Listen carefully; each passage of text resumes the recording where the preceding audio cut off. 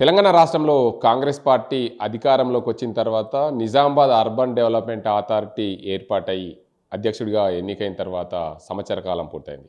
NUDA చైర్మన్గా కేశవేను బాధ్యతలు చేపట్టి సంవత్సరం పూర్తయింది. సంవత్సరం పూర్తయిన సందర్భంగా నిజామాబాద్ అర్బన్ డెవలప్మెంట్ అథారిటీలో పరిధి ఏంటి, ఈ పరిధిలో ఏమేమి పనులు చేశారు, నిజామాబాద్ నగరంతో పాటు దీని చుట్టుపక్కల ఎన్ని గ్రామాలు నుడా పరిధిలోకి వస్తాయనే అంశానికి సంబంధించి నుడా చైర్మన్ కేశవేన్ ఉన్నారు. వాళ్ళు సార్ చెప్పండి, ప్రధానంగా మీరు బాధ్యతలు చేపట్టి సంవత్సర కాలం పూర్తయిపోయింది, అసలు ఏం పనులు చేశారు సంవత్సరం?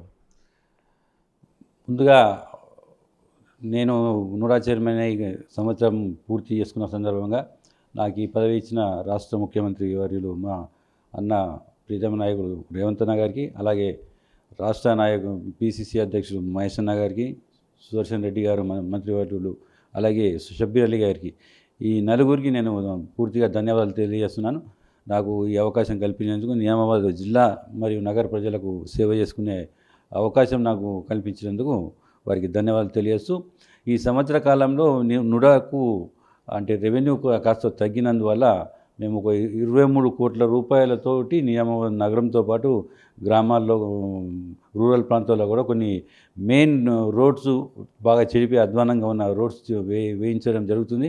అలాగే ఎప్పుడు చూసినా నిజామాబాద్ నగరంలో అటు వరసపల్లి, మాలపల్లి, ఇటు చంద్రశేఖర్ కాలనీ, గౌతమ్ నగర్, అటు న్యూ కలెక్టరేటు, ఇటు వినాయక్ నగర్ ఎప్పుడు కూడా వర్షాకాలంలో ముంపు ప్రాంతాలు పోతున్నాయి. ఎందుకంటే ఒక్కోసారి మన కార్లు కూడా సగం వరకు మునిగిపోయే పరిస్థితి ఉంది. అటువంటి స్ట్రాంగ్ వాటర్ డ్రైన్స్ కూడా మేము ఈ 23 కోట్లలో పెట్టడం జరిగింది. రాబోయే రోజుల్లో ఇప్పుడు కొద్దిగా ఇసుక కొరత ఉన్నది, కాంట్రాక్టర్లకు కూడా ఇసుక లేదు, నదులు పారుతున్నాయి కాబట్టి కొద్దిగా ఇసుక ఫ్రీ కాగానే ఈ పనులన్నీ అయిపోతాయి. వచ్చే వర్షాకాలం లోపల ఒక్క చుక్క నీరు కూడా నిజామాబాద్ నగరంలో నిలవకుండా ఉండేవి. ఇలా జాగ్రత్త పడుతూ సీసీ రోడ్ల నిర్మాణము, బీటీ రోడ్ల నిర్మాణము, కొన్ని మన అంగన్వాడీ స్కూల్స్ కూడా నిర్మాణం నుడా ఫండ్స్ వచ్చి చేపట్టడం జరిగింది. అవన్నీ 5-6 నెలల్లో పూర్తి అవుతాయి. ప్రధానంగా సంవత్సర కాలం పూర్తయిన సందర్భంగా నిజామాబాద్ నగరంలో పార్కుల విషయానికి వస్తే కానీ నుడా పరిధిలో చేసే అంశాలు, పార్కులు కానీ, ఇంకా రూరల్ ప్రాంతంలో కొన్ని గ్రామాల్లో గ్రామీణ స్థాయిలో ఉండే పార్కులను ఏమైనా అభివృద్ధి చేసే అవకాశాలు ఉంటాయి? ఖచ్చితంగా నిజామాబాద్లో మా దృష్టికి వచ్చిన ఇప్పుడు మారుతినగర్ పార్క్ ఉన్నది, దాని డెవలప్మెంట్ కోసం మేము ఫండ్స్ రేజ్ చేస్తున్నాము. అలాగే గంగాస్థంలో ఉన్న పార్క్ కూడా వాళ్ళు మాకు అడగడం జరిగింది ఫండ్స్ కోసము, వాళ్ళకు కూడా ఫండ్స్ శాంక్షన్ చేయడం జరిగింది. మా దృష్టికి ఎక్కడైతే పార్క్స్ నిర్వహణ కోసం వాళ్ళు కాలనీవాసులు ముందుకు వస్తున్నారో అక్కడ మేము ఖచ్చితంగా మన మొక్కలను పెంచడము, పార్కు నిర్వహణకు తగిన ఏర్పాటు చేయించడం జరుగుతుంది. అలాగే దాంతోపాటు టఫ్ఐడిసి ద్వారా నిజామాబాద్ నగరానికి 60 కోట్ల రూపాయలు కూడా శాంక్షన్ చేయించడం జరిగింది పెద్దలు మహేష్ కుమార్ గౌడ్ గారు, షబ్బీర్ అలీ గారు. ఆ పనులు కూడా అతి త్వరలో ప్రారంభమైతే టెండర్ దశలో ఉన్నాయి. అవి టెండర్ అయిపోయింది. కాంట్రాక్టర్ కూడా అవి ఆ 60 కోట్లతోటి కూడా పనులు నిజామాబాద్ నగరంలో కొత్త రోడ్లు, కొత్త రహదారులు, అంటే పాతవాడి కాకుండా బీటీ రోడ్లు, సిసి రోడ్లు ఆల్రెడీ ఉన్నాయి కాకుండా ఇంకా ఎక్కడైతే రహదారుల నిర్మాణం చేపట్టాలో అవి చేపట్టడం జరుగుతుంది. డ్రైనేజ్ సిస్టమ్ కూడా చేపట్టడం జరుగుతుంది. అలాగే ముఖ్యమంత్రి గారు స్పెషల్ కేర్గా మున్సిపల్ కార్పొరేషన్స్కు, ఆల్ మున్సిపల్ కార్పొరేషన్స్కు, మున్సిపాలిటీస్కి ఫండ్స్ రేజ్ చేయడం జరిగింది. దాంట్లో భాగంగా 32 కోట్ల రూపాయలు మన నిజామాబాద్ నగరానికి కేటాయించడం జరిగింది ముఖ్యమంత్రి గారు. వారికి ధన్యవాదాలు తెలియజేస్తున్నాము. ఆ 32 కోట్లతోటి వివిధ కూడళ్లలో ఉన్న ట్రాఫిక్ ఐలాండ్స్ మొత్తం కూడా డెవలప్ చేయడం జరుగుతుంది. రాబోయే రోజుల్లో నిజామాబాద్ ముఖ చిత్రమే మారిపోనున్నదని చెప్పి చెప్పక తప్పదు.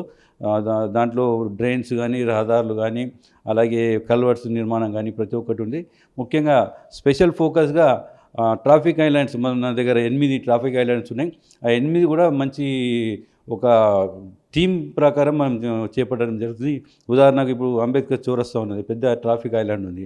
అక్కడ పెద్ద అంబేద్కర్ గారు ఏదైతే రాజ్యాంగం రచించిన రాజ్యాంగం బుక్ ఉంటుందో ఆ బుక్ మోడల్గా ఒకటి చేతులతో పట్టుకున్న ఒక థీమ్ ఉంటుంది. అటు వర్ణి చౌరస్తాలో కూడా ఒక ట్రాఫిక్ ఐలాండ్ ఉంది. అది దండి ఉప్పు సత్యాగ్రహంలో గాంధీ మహాత్ముని వెంబడి ప్రజలు ఆయన ముందు కట్టెబట్టుకొని నడుస్తుంటే ప్రజలు ఎంత వెనుక నడుస్తుంటారు, అటువంటి థీమ్ అక్కడ. అంటే ఈ వివిధ చోట్ల ఒక్కొక్క దగ్గర ఒక్కొక్క థీమ్ ఏర్పాటు చేయడం జరుగుతుంది. రాబోయే రోజుల్లో నిజామాబాద్ నగరం సుందరంగా అవుతుందనడంలో అతిశయోక్తి లేదు. ప్రధానంగా ఇప్పటికే కొన్ని పార్కులన్నీ కూడా అన్యక్రాంతం అవుతున్నాయి నిజామాబాద్ నగరంలో. మీరు అంటే ముఖ్యంగా నుడా పరిధిలో పార్కులు డెవలప్మెంట్ చేయాలనుకున్నారు కాబట్టి ఎప్పుడైనా సరే కాలనీ వాసులు ఆహ్లాదంగా కొంచెం ప్రశాంతంగా ఉండే విధంగా పార్కులలోకి వెళ్తే ఆహ్లాదంగా ఉంటుంది. ఆ పార్కులు డెవలప్ చేయాలనుకున్నారు కాబట్టి ఆ పార్కులు అన్యక్రాంతమైన పార్కులను ఏమన్నా మీ దృష్టికి వచ్చాయా? వాటిని ఏమన్నా ముందుకు తీసుకెళ్లే అవకాశాలు ఉంటాయి? మాకు 1-2 పార్కులు దృష్టికి కాలనీ వాసులు తీసుకురావడం జరిగింది.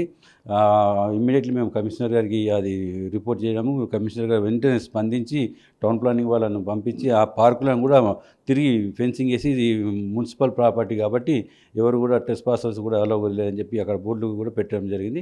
ఇంకా ఎవరైనా పార్కులను ఆక్రమించినట్లయితే కాలనీ వాసులు ఖచ్చితంగా నుడా ఆఫీస్కి వచ్చి మాకు రిపోర్ట్ చేయాల్సిందిగా మేము కోరుతున్నాం. మీకు ఖచ్చితంగా మీ కాలనీలో ఆ యొక్క ప్రాంతాన్ని మంచి సుందరమైన పార్కు అది తీర్చిదిద్ది మీ పిల్లలు సాయంత్రం పూట ఆడుకునేందుకు వీలుగా మేము నూరా నుంచి చేస్తాము. అలాగే మున్సిపల్ కార్పొరేషన్ పరిధిలో కూడా కమిషనర్ గారు కూడా చాలా సహకారం అందిస్తున్నారు ప్రజలకు కానీ మాకు కానీ.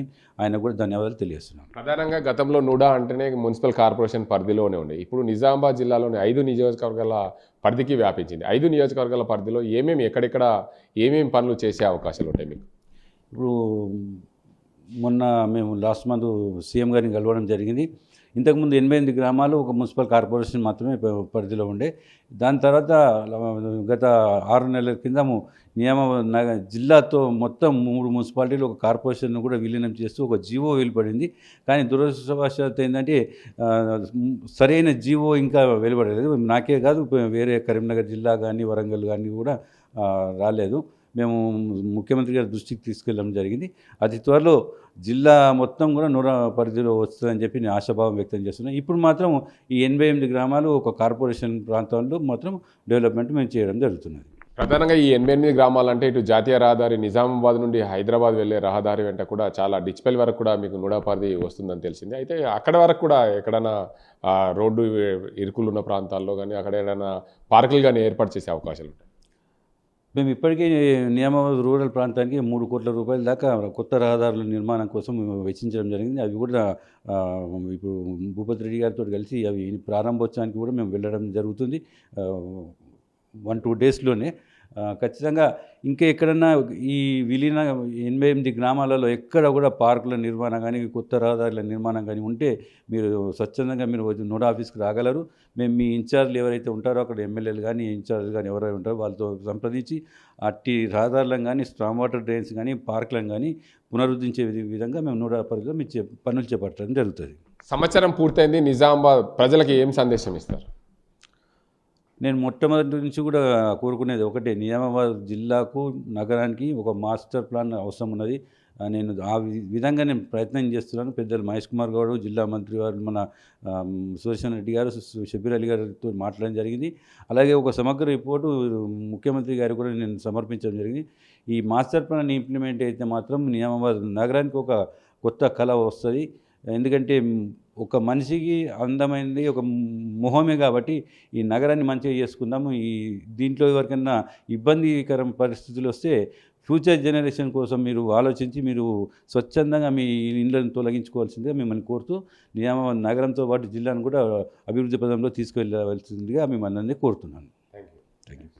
మొత్తానికి చూసుకోవచ్చు, నిజామాబాద్ నుడా చైర్మన్గా బాధ్యతలు చేపట్టి సంవత్సరం కాలం పూర్తయింది. సంవత్సరం కాలంలో నిజామాబాద్ నగరంలో ఎప్పుడు కూడా లోతట్టు ప్రాంతాలన్నీ భారీ వర్షాలకు నీట మునిగేవి. వాటన్నింటి కూడా అభివృద్ధి కోసం 23 కోట్ల రూపాయలతో మేము అభివృద్ధి పనులు శ్రీకారం చుట్టాం. రానున్న రోజుల్లో ఈ వర్షాకాలం పూర్తయింది. ఇప్పటికే నదులు కుంటలు పొంగి పోర్లుతున్నాయి. ఇసుక కొరత ఉండడం వల్ల కొంచెం ఆలస్యమైంది. వచ్చే వర్షాకాలం నాటికి పూర్తి స్థాయిలో ఎక్కడైతే స్లమ్ వాటర్ నిల్వ ఉంటుందో ఆ ప్రాంతంలో స్లమ్ వాటర్ నిల్వ ఉండకుండా పూర్తి స్థాయిలో నిజామాబాద్ నగరంలో వర్షాలు అధికంగా పడ్డప్పుడు కూడా నీటి నిల్వ లేకుండా చూసే బాధ్యతగా ఆ పనులన్నీ కూడా కొనసాగుతున్నాయి. మరోవైపు నిజామాబాద్ అర్బన్ డెవలప్మెంట్ కోసం నిజామాబాద్కు సంబంధించిన నిజామాబాద్కు సంబంధించిన పిసిసి అధ్యక్షుడు, రాష్ట్ర ముఖ్యమంత్రి రేవంత్ రెడ్డి, జిల్లాకు సంబంధించిన సీనియర్ కాంగ్రెస్ నేతలు, ప్రభుత్వ సలహాదారులు, క్యాబినెట్ హోదా సుదర్శన్ రెడ్డితో పాటు అదేవిధంగా షబీర్ అలీ ఆధ్వర్యంలో నిజామాబాద్ నగరాన్ని అభివృద్ధి చేసేందుకు శ్రీకారం చుట్టాం. 60 కోట్ల రూపాయలు నిజామాబాద్ నగరానికి వచ్చాయి. అవి కూడా అభివృద్ధి పనులు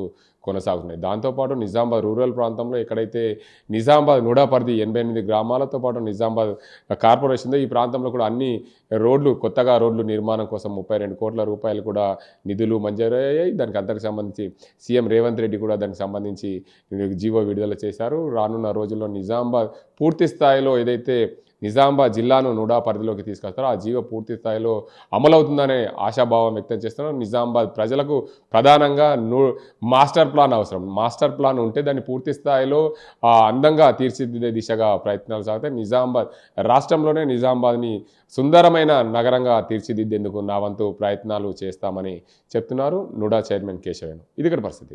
అజింతో గంగారెడ్డి, RTV, నిజామాబాద్. చరిత్ర సృష్టించినోడు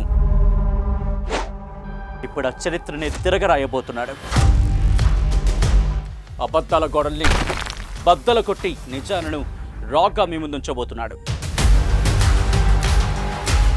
నిజమైన వార్తల కోసం వెంటనే డౌన్లోడ్ చేసుకోండి రా యాప్ని.